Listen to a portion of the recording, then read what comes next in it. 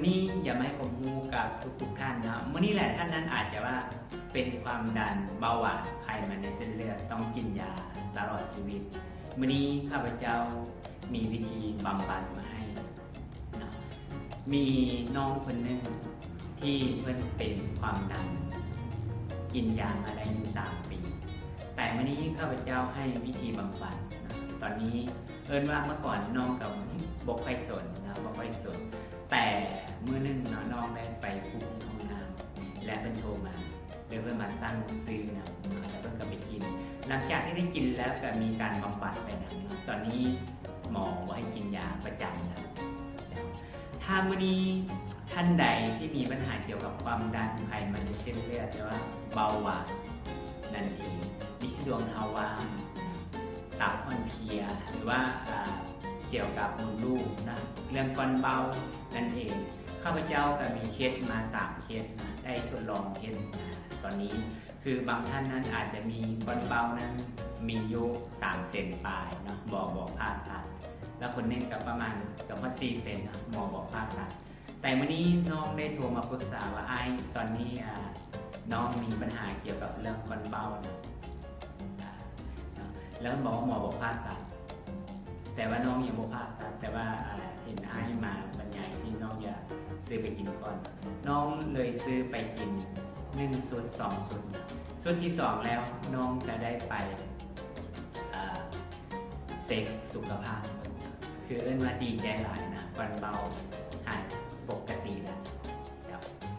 ปกติแล้ว2มาก็มีน้องคนหนึ่งนะก็ได้ที่3 เซนปลายเพิ่งก็ได้กิน2 เดือนและกลับไปเซ็กก้อนเบาปกติแล้ว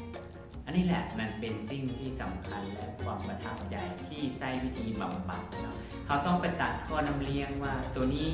มันจะให้เกี่ยวกับก้อนเบาเขาใหญ่นะตัวนี้มันจะให้ก้อนเบาเขา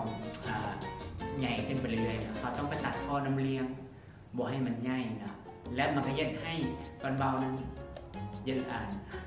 ค่อยน้อยๆลงและกับโบเห็นนั่นเองมื้อนี้วิธีบำบัดนะมันเป็นวิธีที่เฮ็ดให้หลายๆคนนั้นโมได้กินยาประจำแต่ว่าความดันก็มีน้องคนนึงเป็นความดันมาได้ 3-4 ปีแล้วต้องได้กินยาอยู่ตลอดเวลาตอนนั้นน้องได้โทรมาแล้วได้มาปรึกษาว่าเพื่อนว่าเดี๋ยวก่อนลองกันก่อนจนฮอดมื้อนึงนะเพื่อนได้ไปลงอยู่ห้องน้ำแล้วก็ฟุบอยู่ในห้องน้ำนะแล้วก็โทรมาหาน้องขอสร้างแหนะเลยเพื่อนจะสร้างไปนะ1 ชุดกินชุดเดียว